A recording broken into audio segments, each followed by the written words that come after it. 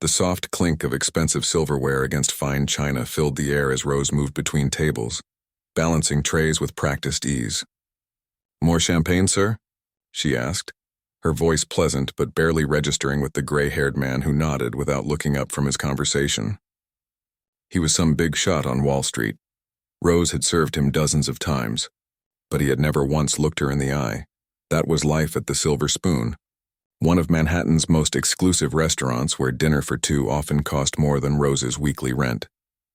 Tonight was particularly busy, with the usual mix of business people celebrating deals, couples marking anniversaries, and the regular wealthy folks who came simply because places like this were part of their everyday lives. "Table 9 needs their check," whispered Carlos, another server who had been working here even longer than Rose's 3 years. "And 11 just sent back the scallops for being, and I quote, insufficiently transcendent." Rose bit back a smile. "Got it. Did Chef throw anything this time?" "Just some French words I'm glad my mother never taught me," Carlos replied with a quick wink, before disappearing back into the controlled chaos of the dining room. As Rose printed the check for table 9, she caught a glimpse of her reflection in the polished surface of an espresso machine. Dark circles were forming under her eyes. No surprise after 6 straight days of double shifts. Her brown hair was pulled back in a tight bun, restaurant regulation. She looked tired, but more than that, she looked invisible. Just another person in a black uniform moving through spaces designed for people who could afford to be seen. The truth was, none of the diners knew Rose at all. They didn't know that their quiet, efficient server had once made a concert hall fall completely silent with just 10 fingers and 88 keys. They had no idea that the woman who remembered their complicated orders and dietary preferences had once memorized entire concertos. The hands that now carried their dirty plates had once been photographed for a music magazine back home, described as possessing both technical brilliance and rare emotional depth. It was nearly midnight when Rose finally clocked out, her feet aching and lower back sore from hours of careful posture and heavy trays. "You heading straight home?" asked Diane, the hostess, as they both changed out of their work clothes in the cramped employee bathroom. "Not tonight," Rose said, pulling on a worn but clean sweater. "I've got a date with an old friend." Diane raised an eyebrow. "Ooh, mysterious." "Good for you, all work and no play, you know how it goes." Rose just smiled. Her date wasn't with a person. It was with the only thing that had ever truly understood her. Outside, the city had transformed into its nighttime self. The streets were quieter now, with only the occasional yellow cab rushing past. The air had a slight chill that felt good against her skin after hours in the stuffy restaurant. Rose pulled her jacket tighter around herself and began walking, not toward the subway that would take her to her shared apartment in Queens, but in the opposite direction. 6 blocks later, she stopped in front of a small storefront with a sign that read, "Keller's Music School." The lights were off, but Rose pulled out a key and let herself in through the side entrance. Mr. Keller, the elderly owner, had given her the key too, years ago after finding her one night, peering through the window at the grand piano inside. "I was a teacher before I was a business owner," he had told her after listening to her play for just 5 minutes, and it would be a crime against music itself to keep those hands away from a proper piano. Their arrangement was simple. Rose could use the studio after hours as long as she set the alarm when she left and occasionally helped with paperwork or minor repairs. It was the kindest thing anyone had done for her since she'd arrived in New York. The room was dark when she entered, but Rose didn't need light to find her way to the grand piano in the corner. Her fingers found the light switch for the small lamp atop the piano, casting a warm glow over the gleaming black Steinway. This wasn't a top-of-the-line concert model. It was older, with a few small scratches on its case from years of students bumping into it with violin cases and backpacks. But it was perfectly maintained where it mattered. The action was responsive, the tone rich and warm. Rose sat down on the bench, feeling the familiar give of the worn cushion. She closed her eyes and let her hands hover over the keys for a moment, feeling the day's strain begin to melt away just from being here. Then, without looking, her fingers found their home position, the starting point her first teacher had shown her when she was just 5 years old. She began to play softly, just simple scales to warm up her fingers, up and down, gradually increasing in speed, feeling the muscles in her hands remember their true purpose. This ritual always felt like taking off a disguise with each note. She became less Rose the waitress and more herself. After 10 minutes of warm-ups, she reached into her bag and pulled out dog-eared sheet music, Chopin's Nocturne in E-flat major, the piece she had played at her Juilliard audition, the piece that had won her the scholarship she'd had to give up when her father got sick, and the family savings evaporated into medical bills and debt. As she played the opening notes, Rose felt the familiar ache in her chest. It wasn't just nostalgia. It was grief for a parallel life she should have been living. Right now, in that other timeline, she might be preparing for a concert tour or teaching gifted students or recording her first album. Instead, she was here playing in secret. Her only audience, the sleeping city outside and occasionally Mr. Keller's cat, who sometimes wandered in from the back room. The nocturne flowed from her fingers, the melancholy notes filling the small studio. Rose closed her eyes, letting muscle memory guide her through the familiar pathways of the piece. As the music intensified, so did her playing. Her body swayed slightly, her face reflected the emotional journey of the music. This was the real Rose, the one no one at the Silver Spoon would recognize. 2 hours passed in what felt like minutes. Rose played through her repertoire, the pieces she had kept alive in her fingers through years of practicing whenever and wherever she could. Bach, Beethoven, Rachmaninoff, Debussy. Each composer spoke to different parts of her soul.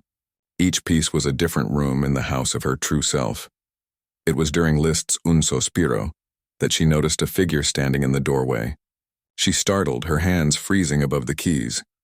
"Don't stop on my account," said Mr. Keller, his white hair rumpled from sleep, wearing a bathrobe over pajamas. "I just came down because I heard something new in your playing tonight." Rose relaxed, but her hands remained hovering above the keys. "I'm sorry if I woke you. I didn't realize how late it was." The old man waved away her concern. "Music like that is worth losing sleep over." He shuffled into the room and leaned against the wall. "You're playing like someone with something to prove tonight." Rose looked down at her hands. They were servers' hands now, slightly rough from hot plates and cleaning solutions, nails kept short for practical reasons. But they still remembered. They still knew who they really belonged to. "I overheard some customers tonight," she said quietly. "They were talking about a charity gala happening at the restaurant next week. Apparently some famous pianist is going to be there. Someone I used to dream of playing with someday." Mr. Keller nodded slowly. "And that stirred something up." "I guess it did." Rose ran her finger along a black key without pressing it down. "Sometimes I can almost convince myself I'm okay with how things turned out. That serving food to rich people while sneaking in practice time at night is enough. But then something reminds me of what could have been, and it all feels so unfinished." Mr. Keller finished for her. "Exactly." Rose looked up at him, grateful for his understanding. "Unfinished." The old teacher moved closer, resting a hand on the piano. "You know, in all my 60 years of teaching, I've had thousands of students. Many were talented, some were dedicated, but only a handful had that special something that can't be taught." He pointed at her. "You have it. Even now, after everything, you have it." "Fat lot of good it does me," Rose said with a sad smile. "Can't exactly put secret midnight pianist on a resume." "Perhaps not." Mr. Keller scratched his chin thoughtfully. "But life has a funny way of creating unexpected stages for those who are meant to perform. My old teacher used to say that real talent is like water. It will always find a way to flow even through the smallest crack." Rose wasn't sure she believed that anymore, but she appreciated his kindness. She looked at her watch, nearly 3 a.m. "I should go. Early shift tomorrow." As she gathered her things, Mr. Keller remained by the piano, looking thoughtful. "You know, I have a friend who still teaches at Juilliard. If you ever wanted to explore finishing what you started," Rose shook her head, "that ship has sailed. I'm 28 now, with no formal training for the last decade. Besides, I can barely make rent as it is."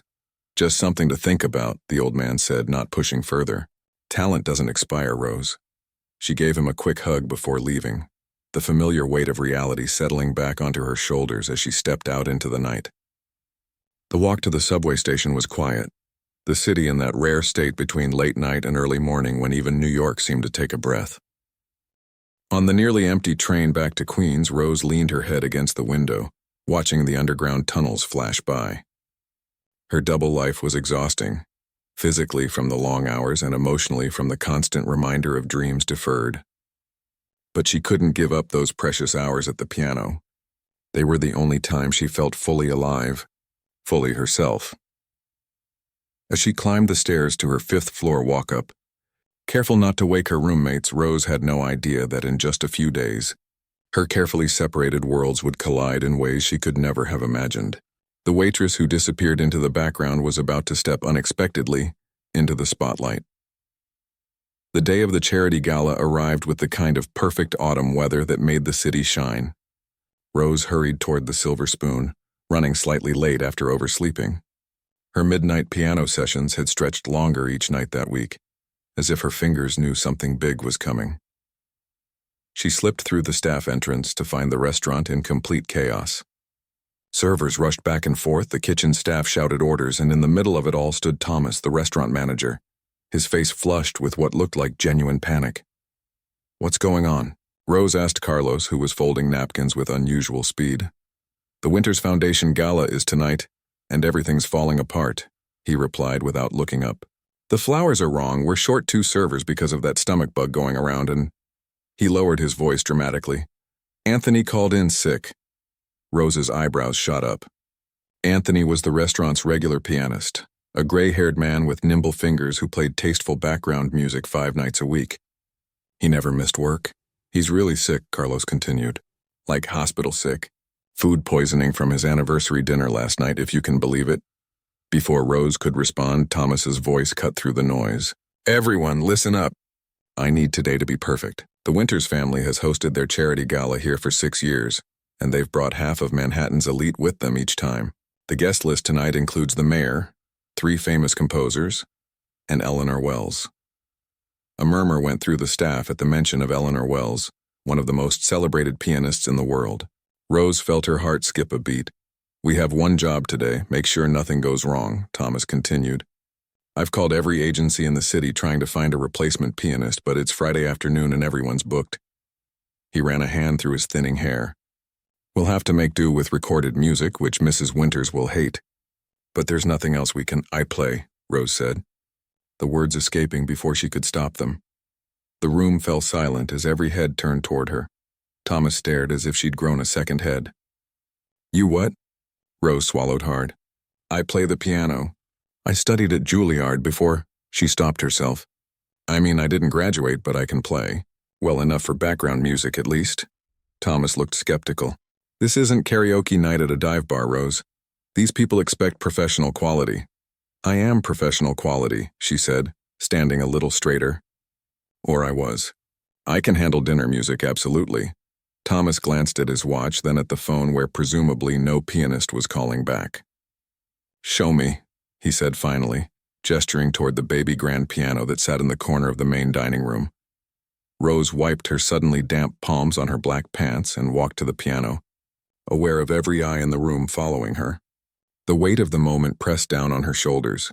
This wasn't Mr. Keller's music school where she could play freely without judgment. This was her workplace where she was just a waitress, not a musician. She sat on the bench, took a deep breath, and began to play a gentle Debussy piece, one that felt appropriate for upscale dining. Her fingers were stiff at first, nervous in a way they never were during her night sessions, but after a few bars, the familiar comfort of the keys took over. She closed her eyes briefly, letting the music flow through her before remembering where she was and who was watching. When she finished, the room remained quiet. Thomas's expression had changed from skepticism to surprise. "That was unexpected," he said finally. "But this event requires 4 hours of continuous playing. Can you handle that?" Rose nodded. "I have the repertoire." Thomas still looked uncertain, but his options were clearly limited. "Fine. You'll play simple background pieces while guests arrive and during dinner. Nothing flashy, nothing that draws attention. These people came to talk business and write checks, not to listen to a concert. Understand?" "Completely," Rose agreed, her heart racing with a mixture of excitement and terror. After years of playing for empty rooms, she would finally have an audience, even if they weren't really there to listen. The rest of the day passed in a blur as the staff transformed the already elegant restaurant into something truly spectacular. Crystal chandeliers were cleaned until they sparkled like diamonds. Fresh flowers and silver vases adorned every surface. The regular dining tables were replaced with larger round ones covered in cream-colored silk tablecloths. Rose barely had time to practice during her break. Rushing to the employee bathroom to call Mr. Keller. "They want me to play at the gala tonight," she told him, her voice hushed with disbelief. "The regular pianist is sick. This is wonderful news," the old teacher exclaimed. "The universe is giving you a stage." "A stage where nobody will be listening," Rose reminded him. "I'm just background noise for rich people's conversations. Every opportunity is what you make of it," Mr. Keller said. "Just remember what we've talked about. Let the music speak through you, not for you." After her shift ended at 5, Rose had exactly 1 hour to go home, shower, and find something appropriate to wear. She tore through her small closet, pushing aside jeans and t-shirts. At the back, protected by a plastic dry cleaning bag, hung the one formal outfit she owned. A simple black dress she'd bought 3 years ago for her cousin's wedding. It wasn't fancy by the standards of the Silver Spoon's clientele, but it was elegant enough to pass for a pianist's attire. Back at the restaurant by 6, Rose was shown to a small room behind the kitchen that served as the employee break area. "Wait here until I come get you," Thomas instructed. "The guests start arriving at 6:30. You'll begin playing at 6:25 and continue until around 10, with 2 5-minute breaks." He handed her a bottle of water. "And Rose? Don't get any big ideas. Just play nice, forgettable music that fades into the background." After he left, Rose sat alone in the break room, her hands clasped tightly in her lap to stop them from shaking. Through the wall she could hear the kitchen staff working at full speed, preparing the elaborate meal for the evening. Carlos poked his head in briefly. "You look like you're about to face a firing squad," he said with a gentle smile. "You'll be great. And hey, at least you get to sit down all night, unlike the rest of us." Rose tried to return his smile but couldn't quite manage it. This was the first time in years she would play for people who weren't Mr. Keller or his cat. What if she froze? What if she made a mistake? What if... The door opened and Thomas reappeared. "It's time." Rose stood, smoothing her dress with trembling hands. She followed Thomas through the kitchen and into the main dining room, which had been transformed into a glittering ballroom. The lights were dimmed, candles flickered on every table, and waitstaff in formal attire moved efficiently around the room, preparing for the guests' arrival. "Remember, nothing attention-grabbing," Thomas reminded her one last time before leaving her at the piano. Rose sat down, adjusting the bench to the right height. She placed her hands on the keys, surprised to find that they had stopped shaking.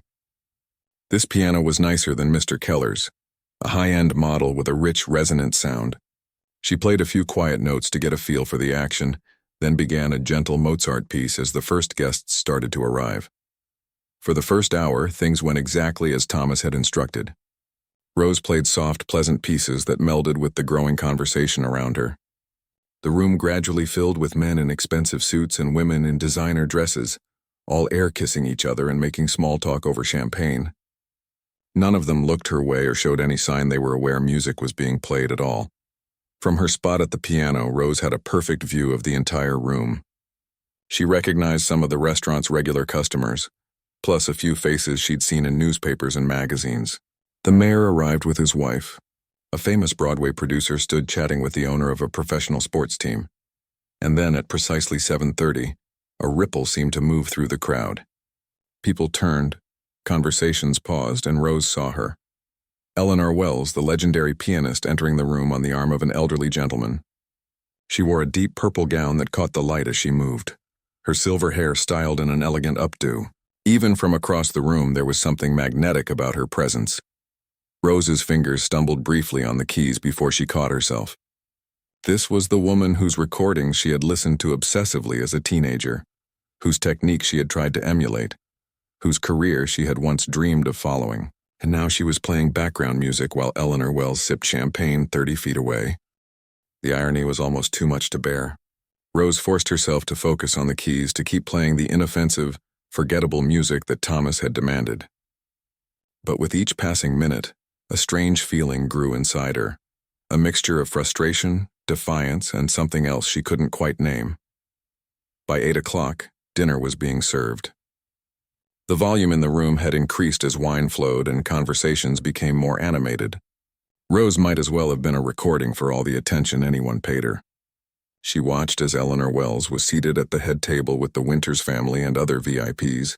From time to time, the famous pianist would laugh or gesture expressively as she spoke, clearly a natural storyteller. Thomas appeared at Rose's side during one of her 5-minute breaks, looking pleased. "Everything's going perfectly," he said. "Mrs. Winters is happy, the food is excellent, and no one has complained about the music, which means you're doing exactly what you should be, not being noticed." Rose nodded, taking a sip of water. "Who exactly are the Winters family?" she asked, realizing she knew nothing about the people hosting the event. "Old money, very old money," Thomas replied. "This foundation raises millions each year for music education in public schools." "Ironic, isn't it? They're passionate about bringing music to poor kids, but they probably wouldn't look twice at you in normal circumstances." With that observation hanging in the air, Thomas left, and Rose returned to the piano. As she played, his words echoed in her mind. Music education for underprivileged children. The very thing that had given her a chance all those years ago. Before her father got sick, before the money ran out, before dreams were put on hold, she looked out at the crowd of wealthy donors writing checks to give other children the opportunity she'd lost. Something shifted inside her, a quiet determination taking root. If this was to be her one night at the piano in front of an audience, even one that wasn't listening, shouldn't it mean something? As the main course was cleared and dessert was being prepared, Rose made a decision. Her hands hesitated above the keys for just a moment. And then, instead of returning to the safe, bland pieces she'd been playing all night, her fingers found the opening notes of Rachmaninoff's Piano Concerto No. 2, the piece she'd planned to play for her final recital at Juilliard. The piece that lived in her heart and hands, waiting for a moment just like this. The first powerful chords of Rachmaninoff's concerto rose from the piano, so different from the gentle background music Rose had been playing all evening that several heads turned immediately.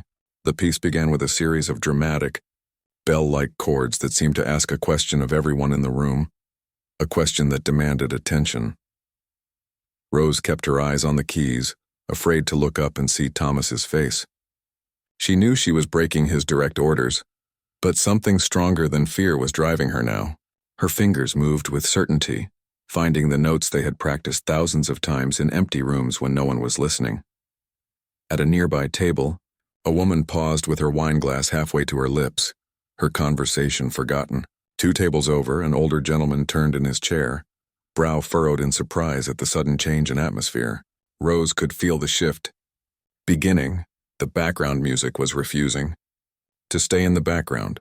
The opening movement of the concerto was all about contrast, moments of thundering, intensity followed by passages of tender beauty. Rose leaned into these contrasts, letting her body move with the music in a way she hadn't dared earlier in the evening.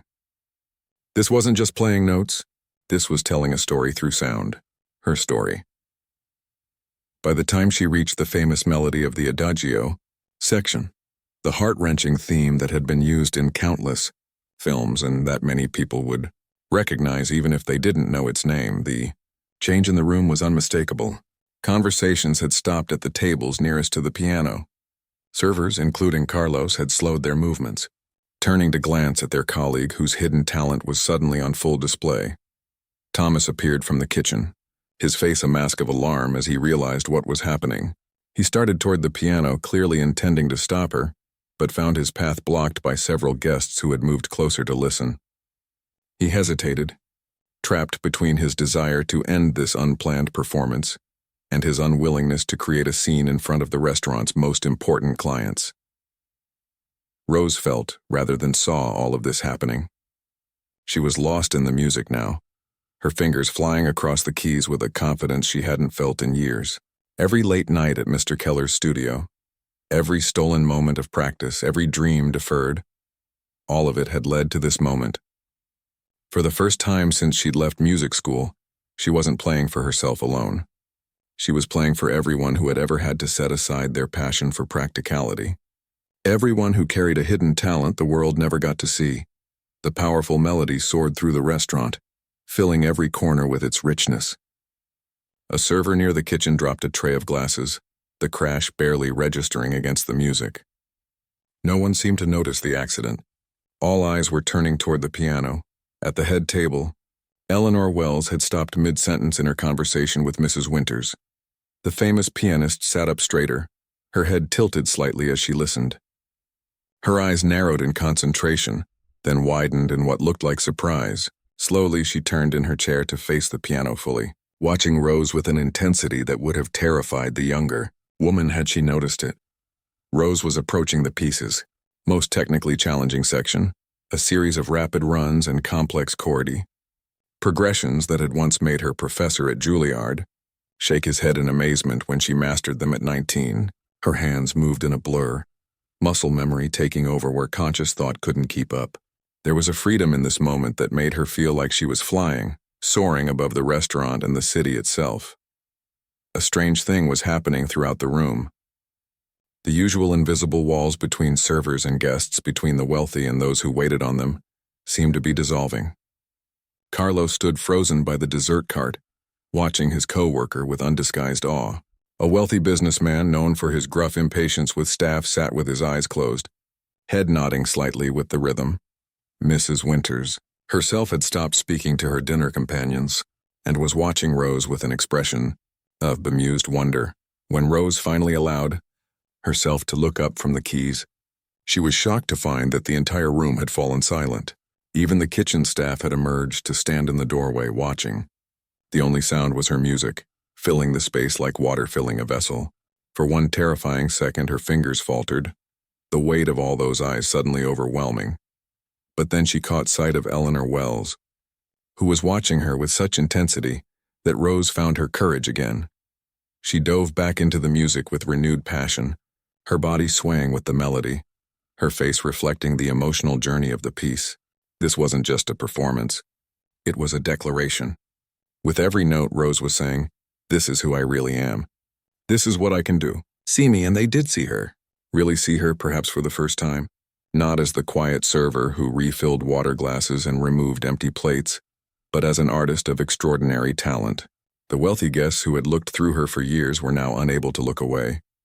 Thomas had given up any thought of interrupting and stood against the wall, his expression unreadable. Next to him, Mrs. Winters was whispering something in his ear, her eyes never leaving Rose at the piano. As Rose approached the concerto's triumphant conclusion, she felt tears pricking at her eyes. This moment, this stolen spotlight, was likely to be brief. Tomorrow, she would probably be back to serving these same people their favorite wines and taking their orders. But for now, for these few precious minutes, the usual order of things had been gloriously upended. The final chords rang out, powerful and resolute, her fingers striking the keys with absolute conviction. Then silence, a silence so complete it seemed to have physical weight. Rose's hands remained poised above the keyboard, trembling slightly from exertion and emotion. She couldn't bring herself to look up, suddenly afraid of what she might see on all those faces. 3 heartbeats of absolute silence passed. Then a fourth. Rose finally raised her eyes. The room erupted. Applause burst forth like a dam breaking, not the polite, obligatory clapping of people being courteous, but genuine, enthusiastic appreciation. People were standing from their tables. Someone near the back whistled. Carlos was grinning and clapping so hard it looked painful. Rose sat frozen on the bench, overwhelmed by the response. This wasn't the reaction she had expected. She had been prepared for anger from Thomas, embarrassment, even dismissal. Not this wave of approval washing over her. And then, through the crowd of standing applauding guests, Rose saw Eleanor Wells rise from her seat at the head table. The legendary pianist was applauding too, her expression a mixture of surprise and something that looked almost like recognition, as if she were seeing a younger version of herself. Mrs. Winters leaned over to say something to Eleanor, who nodded without taking her eyes off Rose. Then, to Rose's astonishment, Eleanor Wells began making her way through the crowd toward the piano. The room quieted slightly as people realized what was happening. The famous pianist approaching the waitress who had just stunned them all, it created a ripple of whispers and nudges throughout the gathering. Rose stood on shaky legs as Eleanor reached the piano. Up close, the famous musician was smaller than she appeared from a distance, but her presence was even more commanding. Her eyes, sharp, assessing, but not unkind, studied Rose's face before dropping to look at her hands. "Those are pianist's hands," Eleanor said, her voice carrying in the hushed room. "Not a server's hands, though I suspect they've been both for some time." Rose couldn't speak. She had listened to this woman's recordings for years, had read every interview, had once waited 3 hours in the rain for a chance at rush tickets to see her perform at Carnegie Hall. And now Eleanor Wells was standing in front of her, speaking to her as a fellow musician. "Rachmaninoff is not for the faint of heart," Eleanor continued. "Most pianists work up to that piece after years of preparation. You played it as if you've lived with it for a very long time." "I have," Rose managed to say, her voice barely above a whisper. "Since I was 19. Eleanor's eyebrows rose slightly. "And yet you're serving champagne at the Silver Spoon rather than playing concerts. There's a story there, I think." Before Rose could respond, Thomas appeared at her side, his expression a complex mixture of irritation and grudging respect. "Mrs. Winters would like to speak with you," he said to Rose. "Both of you," he added, looking at Eleanor. As they made their way toward the head table, Rose felt as if she were walking in a dream.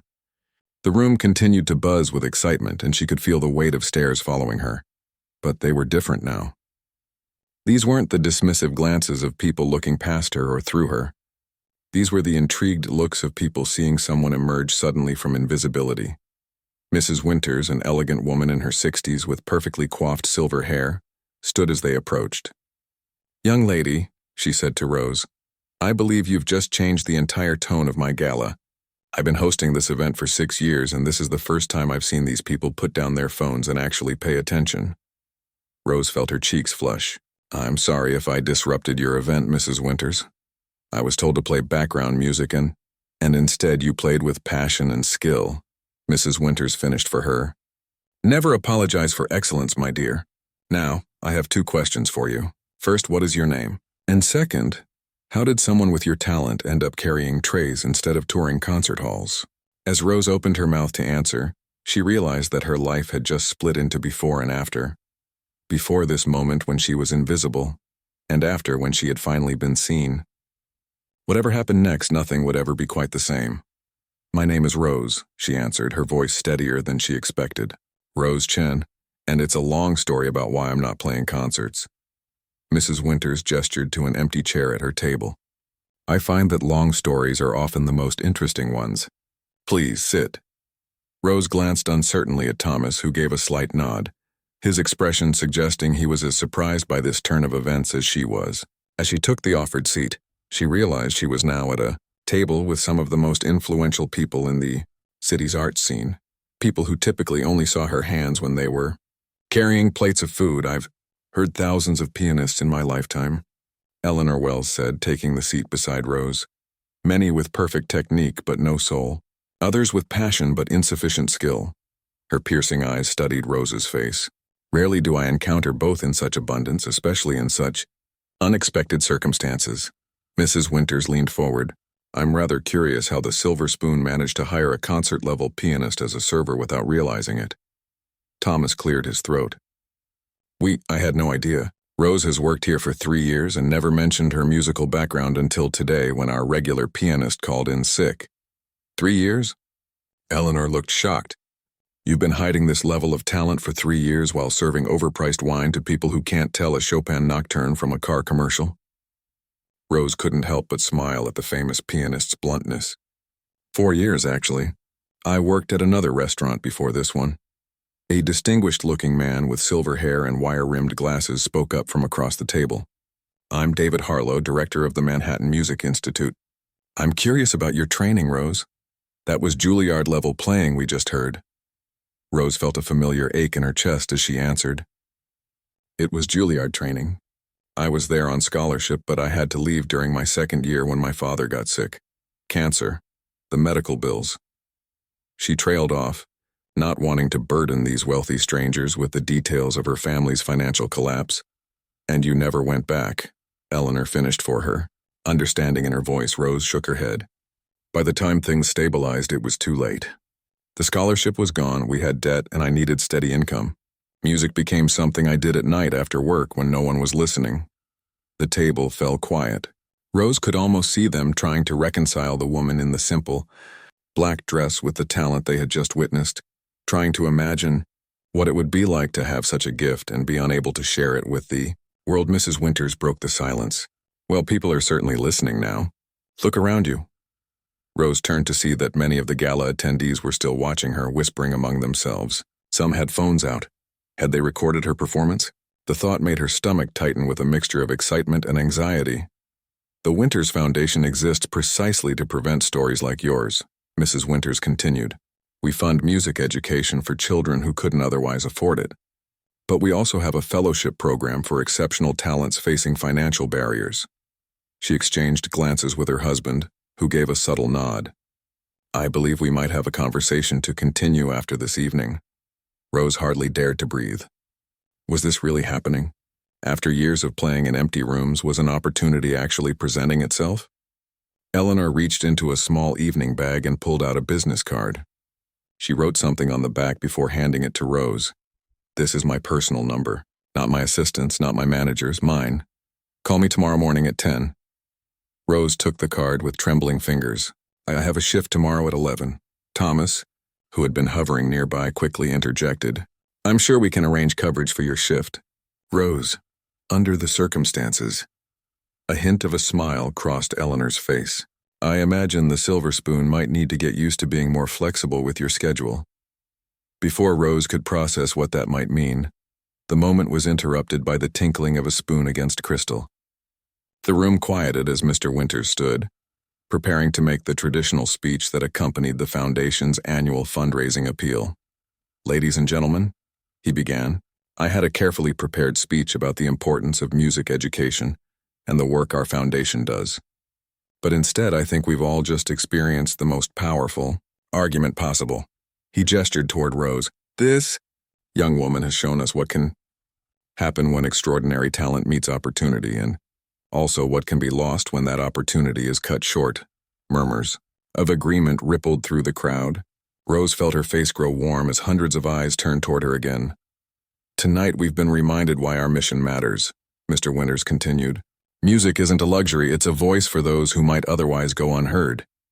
I invite you all to give generously, knowing that your contributions might help discover the next Rose Chen, or ensure that talent like hers doesn't end up hidden behind a server's uniform, unless that's what they choose. As he spoke about donation levels and the Foundation's accomplishments, Rose found herself struggling to take it all in. Just hours ago, she had been rushing to work, worried about being late for her shift. Now she was sitting among the city's elite, holding Eleanor Wells' personal phone number, being discussed as an example of untapped artistic potential. The rest of the evening passed in a blur. After the speech, the gala returned to its normal rhythms, but with one significant change. Rose was no longer invisible. Guests approached her throughout the night asking about her background, her training, her story. Some offered business cards, others made vague promises about being in touch. She accepted it all with a mixture of grace and wariness, having learned long ago not to put too much faith in the momentary enthusiasm of the wealthy. As the event wound down and guests began to leave, Rose found herself back at the piano, this time surrounded by a small group of genuine music lovers who had lingered specifically to hear her play again. Among them was Dr. Lin, a retired music professor who had once judged her in a youth competition. I thought you looked familiar, he said, eyes bright with recognition. You played Liszt's Hungarian Rhapsody No. 2 and brought the house down. Whatever happened to you after that? We all expected to see your name in concert programs by now. Life happened, Rose replied simply, her fingers idly finding a quiet melody on the keys. Dr. Lin nodded thoughtfully. Life has a way of doing that. But music has a way of finding its path back to the surface, as we've seen tonight. Eleanor Wells appeared at Rose's side, having finally extracted herself from a conversation with potential donors. Play something else for us, she requested. Something that matters to you. Rose considered for a moment, then began to play Chopin's Ballad No. 1 in G minor, a piece that had always felt to her like the musical equivalent of a life story, with its gentle beginning, tumultuous middle, and triumphant resolution. As she played, she was aware of the small audience around her truly listening, not as background to their conversations but with their full attention. When she finished, Eleanor nodded with satisfaction. You haven't wasted those years away from formal training. You've been working, haven't you? Even without teachers or concerts? Every night, Rose admitted. At a small music school where the owner lets me practice after hours. It's been my escape. Not an escape, Eleanor corrected. A return. You've been returning to yourself. As the last guests departed and the staff began the process of cleaning up, Thomas approached Rose with an expression she couldn't quite read. I should probably fire you for ignoring direct instructions, he said, though there was no real anger in his voice. Rose stood, suddenly remembering that despite the evening's extraordinary events, she was still an employee who had defied her boss. I understand if you need to. Fire the pianist who just got us more positive attention than we've had in years? Not likely. Thomas shook his head. Mrs. Winters called me aside before she left. She's requested that you play at all their future events. Apparently you're now part of the draw. Rose hardly knew how to respond. After years of being looked through, of being part of the restaurant's furniture, she had suddenly become visible, not just as Rose the server, but as Rose the pianist. Rose the artist. Carlos appeared, carrying Rose's bag from the break room. Your carriage awaits, maestro, he said with an exaggerated bow that made her laugh despite her emotional exhaustion. Stop it, she said, giving him a gentle push. I'm still me. Are you, though? He asked, suddenly serious. Because the Rose I knew yesterday would never have risked everything to play like that. The Rose from yesterday was always careful, always following the rules, always hiding. His words hit home. Something had changed, not just in how others saw her, but in how she saw herself. For years she had kept her music and her daily life carefully separated, as if they were two incompatible worlds. Tonight those worlds had collided, and instead of disaster, something beautiful had emerged. As she stepped out of the restaurant into the cool night air, the city seemed different somehow, full of possibilities that hadn't existed hours before. Eleanor Wells's business card felt like it was burning a hole in her pocket. Mrs. Winters' hints about the Foundation's fellowship program replayed in her mind. Even Thomas's grudging admiration represented a shift in how the world perceived her. Rose looked up at the night sky, barely visible through the city lights. For the first time in years, she allowed herself to feel something she had carefully guarded against. Hope. Not the vague wish that things might somehow get better someday, but concrete, specific hope tied to real possibilities. Tomorrow at 10 o'clock, she would make a phone call that might change everything.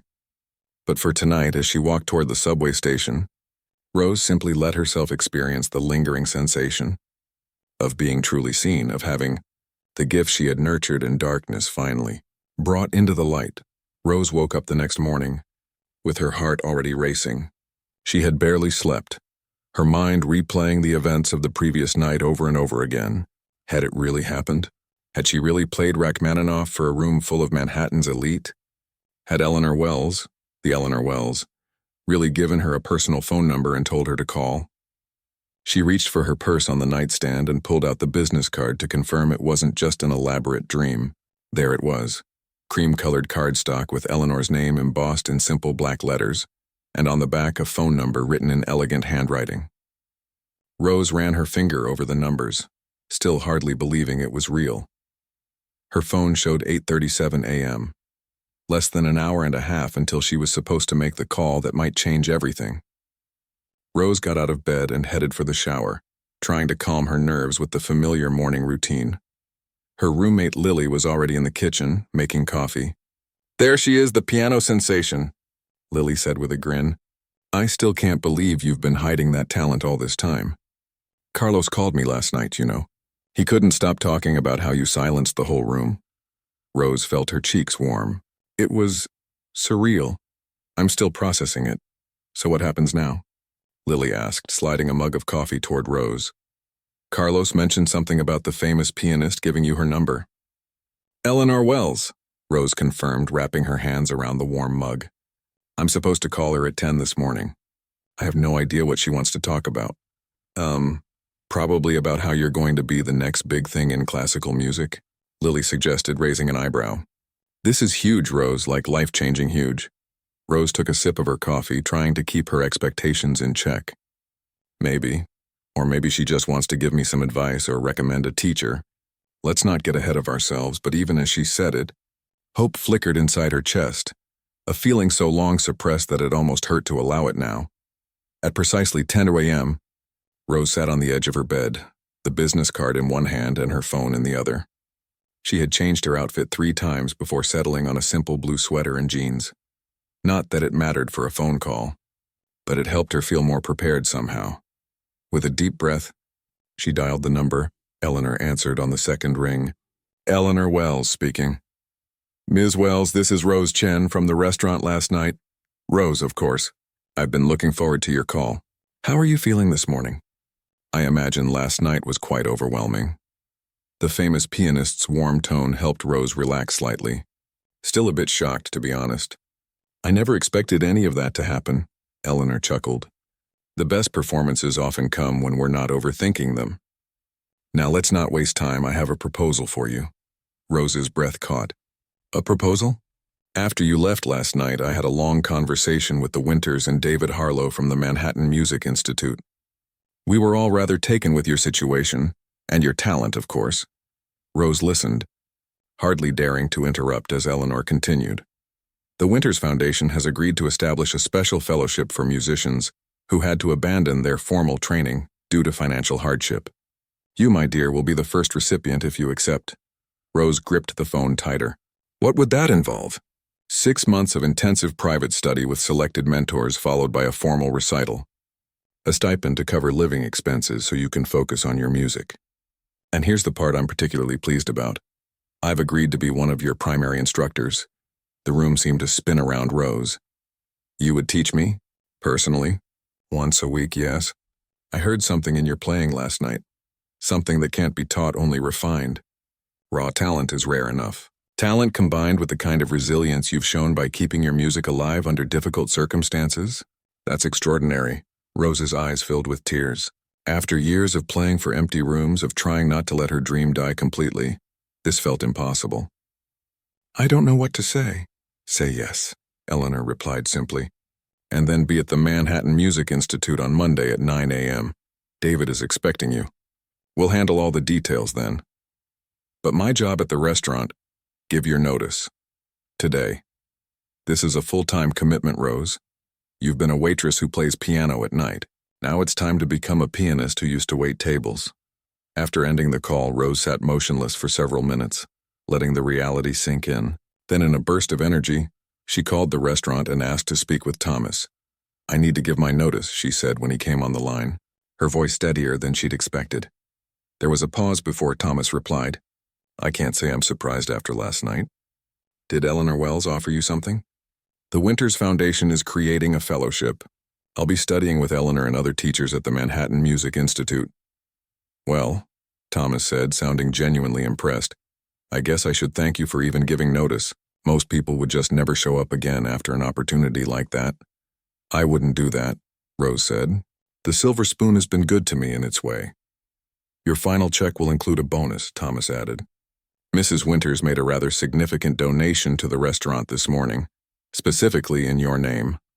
She said it was to compensate us for discovering hidden talent. Rose couldn't help but laugh. I think overlooking would be more accurate than discovering, but I appreciate it.